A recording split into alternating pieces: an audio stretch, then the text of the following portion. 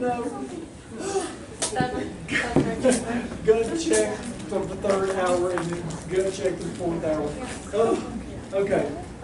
We're back to abnormal movements. We're at catatonia, and there's different expressions of this. Catalepsy, y'all have not heard any of the catatonic, that's not been brought up. Okay, let's look at these definitions. Catalepsy, a patient maintains whatever position they are placed in for up to several hours and then slowly resumes the normal position. You just kind of move and they just stay that way. You can take it over, drag it over here, it just stays that way. Okay? I got some clips we'll look at in a minute, but that's called catalepsy. Waxy flexibility is a term used to describe catatonia too. The examiner meets with a peculiar stiffness upon attempting to move the patient's limb as if bending soft wax. Now you have to actually, I can't teach it away, except that when you do it, you can feel, I mean, you can feel resistance, but it does, it's like a G.I. Joe that actually was plastic and you kind of move it, it stays. And you can, it's not painful, it'll move, it just takes a little bit of pressure. Did y'all, when y'all were doing Parkinsonism, did y'all talk about the cogwheel rigidity? Have y'all ever felt that? No. Oh my gosh. When you do that, they'll have just hold the arm up and you'll start pulling it over and it feels like click, click. It ratchets down and it distinctly, you're pulling it out and you're not saying don't resist me, it just is tight anyway, and it just feels like you can feel the little pops as it goes down. It is the weirdest thing. But that's not this. Waxy flexibility is just there's resistance, you can pull and move and it stays where you put it. And you can move it over here and it'll stay that way too. That shows you how rigid they are in movement. They're just not really moving easily. Let's see here. Posturing, a patient spontaneously assumes a bizarre position for varying periods of time. You see something here, and we'll come back to that. Some other terms, negativism, tendency to do or say the opposite of what is asked or what is appropriate to the situation, common in catatonic schizophrenia. Just maddening. Whatever you say, sit down, they stand up. But that's negativism. But then another, the opposite side of that is called automatic obedience. The patients do or say whatever's asked of them regardless of consequences. And there is a behavior called echopraxia. It's what you need is echo is just a reverberation of the same sound. Praxia is practice. So it's a repeat of an act. So whatever you do, they start doing. So if I'm standing up here kind of doing my arm like this, the schizophrenic will start doing their arm like that. If I started tapping on the table, it starts tapping on the table. And so that's called echopraxia. Let me see here. See, this woman is cataleptic, so they put the legs like that. She'll lay like that for several hours before the legs gradually come back to the normal position. Okay, let me show you all these clips. These are pretty cool. Okay, this first one is posturing.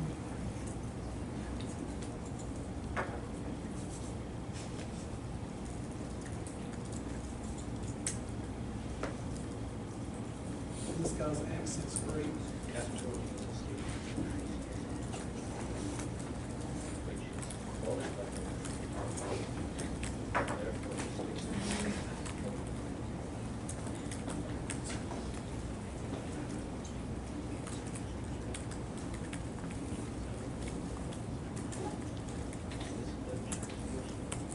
Where's my sound?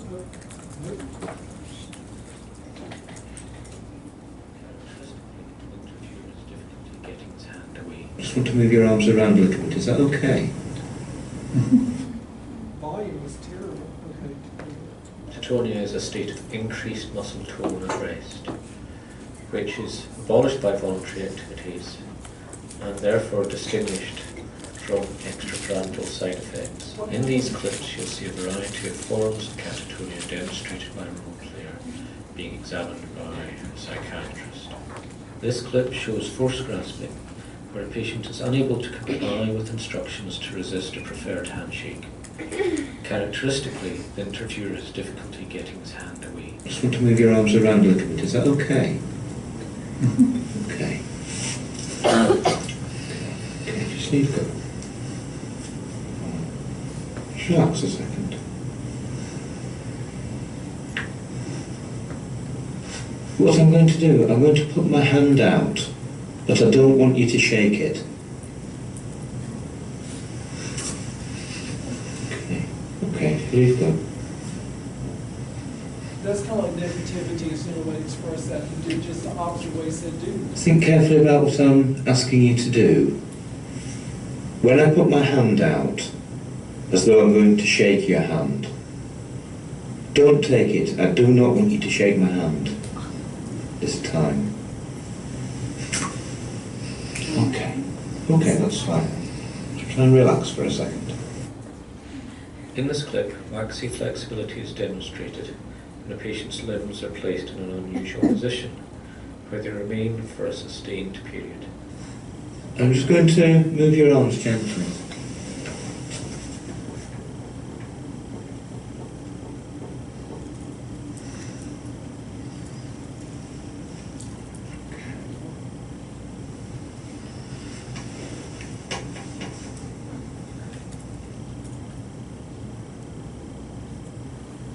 You said that you feel that there's something not quite right. You're having some difficulty explaining that. The patient in this clip is displaying opposition, Or resisting all negativity. attempts by the examining doctor to move his arm.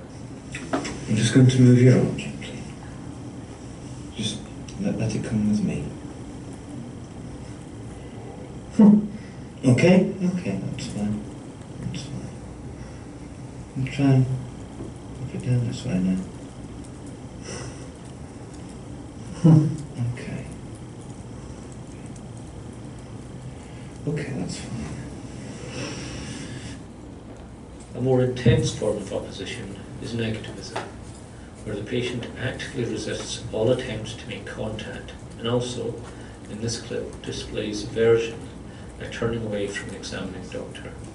Why don't you just shake my hand? Okay.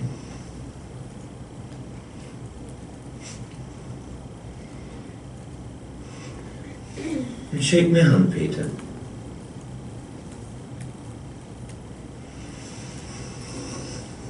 Okay, we'll leave that for now. Okay.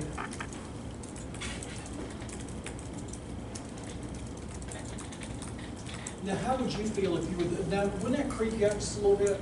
I mean, it's, when you're with a patient, that opposition, that negativity, and that whole presentation is so abnormal from what you're used to that you really have to kind of get over that to actually begin talking to them.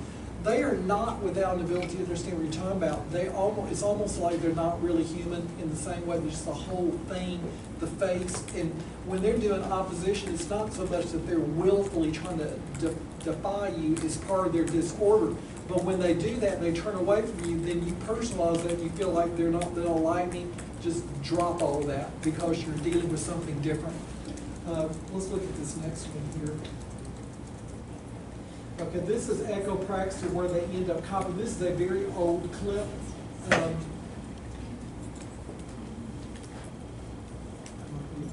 It's very short. Watch her.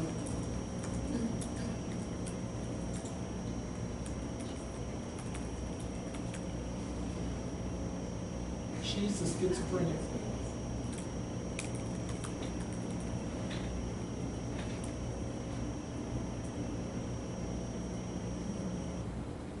Okay, that's it. It's just very short, but it is what it is. Okay, isn't that weird? Okay. Anybody ever seen any of that stuff? The movement disorders? Okay.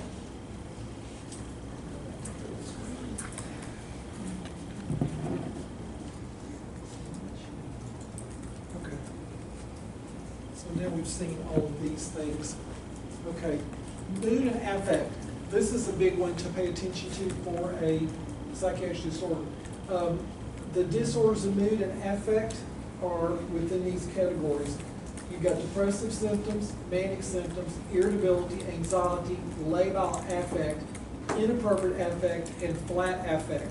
Some of these terms you've probably heard before. Have y'all heard of all these words before? Most people have heard of them. Let's just zip through it here. Distinguish mood and affect. Mood is the patient's sustained, relatively long-lasting emotional tone. That is, they're depressed, delayed, or angry. That's their operating mood. Affect refers to the emotional look or expression of a patient, that is, facial expression, gestures, and postures, what they actually are projecting out about what they feel on the inside. Mood is more constant, but affect can change from moment to moment. Okay, so let's look at depressed mood. Some of the terms that you see with depressed mood. Pervasive pessimism. Their glass is 2/3 empty. Only remember bad things, only sees failure in the future. Hopelessness. Patients see only that they do not measure up and are burdened with guilt, shame, and sense of utter hopelessness. When you talk to somebody who is hopeless, you feel hopeless. It's really quite remarkable because most of us have never felt hopeless. It's not something that most of us have actually really felt. Anergia, the patient feels tired and lifeless, and then anhedonia, loss of interest in doing things, inability to experience pleasure. Classic for depression, for a depressive condition. Now, manic symptoms: euphoria, bursting with amusement and good cheer, having feelings of grandeur. You see that a lot. They're so big, they're important, they're known by everybody, they're the most popular person around, they're just it, okay, in a big way.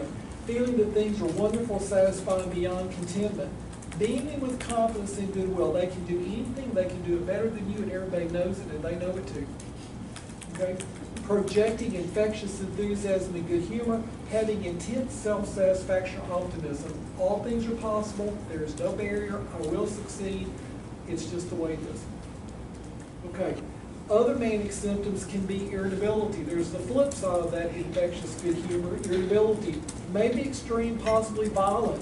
Patients can be overbearing, insistent, quick to take offense, and are constantly pressing their own opinion and plans.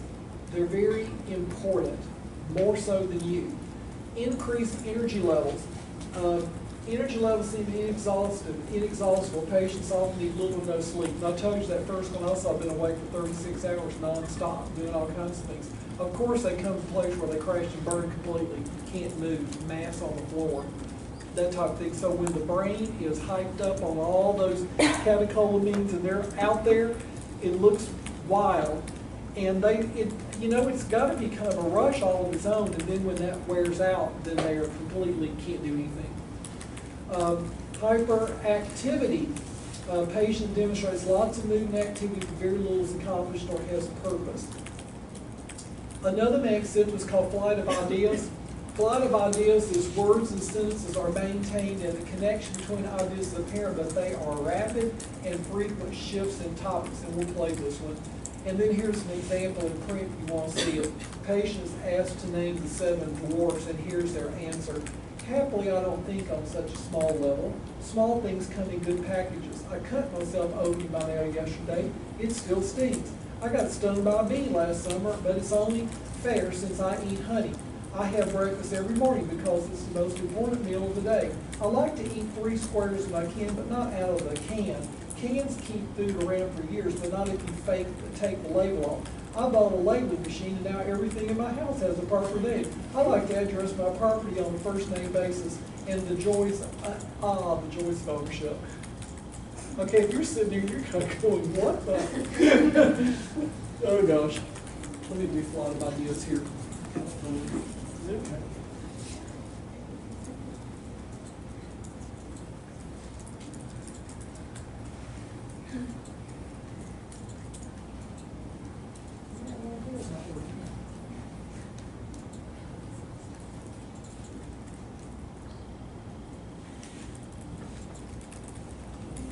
You'll have to get some Arabian.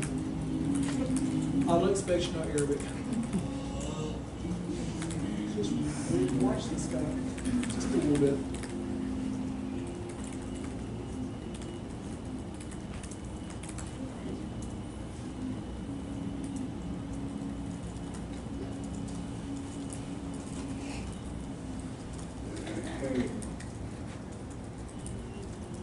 ممكن توضح لي أكثر يا خالد؟ يعني زي الأمانة مهمة جدا في حياة الناس، يعني المفروض الواحد يصير أمين، أمين ولد عمي عنده سيارة مرسيدس، الصناعة ألمانية يعني والألمان معروفين بصناعاتهم راقية وقوية، متفوقين في الصناعات، التصنيع مهم جدا في اقتصاد الدول. الدول المتصدرة من أغنى دول العالم.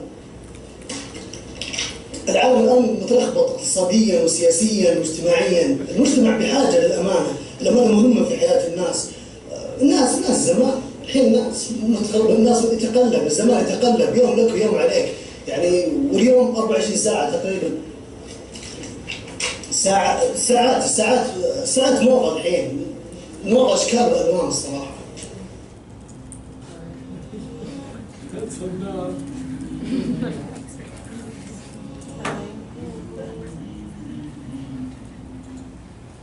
So you see how they do it. Wow, wild. Have you ever interviewed a manic? It'll be a trip. I'll tell you. It will be. No doubt about it. So you see how they just kind of keep, there's also a tangentiality. There's another thing called tangentiality. They will look at where they go from here to there, to there, to there, and they're all together in some different place. Labile affect, y'all know what that is. It's just changing from one emotional expression to another very quickly. It's common in children, it's actually normal in children. You know, a baby can be laughing and crying the next minute, that type of thing. Seen with mania, histrionic personality disorder, delirium, and dementia. They occur for no apparent reason, very few seconds in mania, or have a precipitant that is fairly minor but a dramatic and disproportionate reaction. That's in histrionic personality disorders. You can leave the clip, it's a baby, it's nothing, it's not anything overwhelming. Inappropriate affect is when the expression is inappropriate to what they claim to be feeling. There's a mood incongruence. They're one thing, but they're showing something else. So, speaking of grief with a smile on the face, laughing at a funeral, talking about a new child with no smile or expressionless, you're just not excited. So it's things like that that don't really fit. Y'all saw with that manic person how he had hyper energy. He was kind of bouncing around, getting that water, drinking it, going on.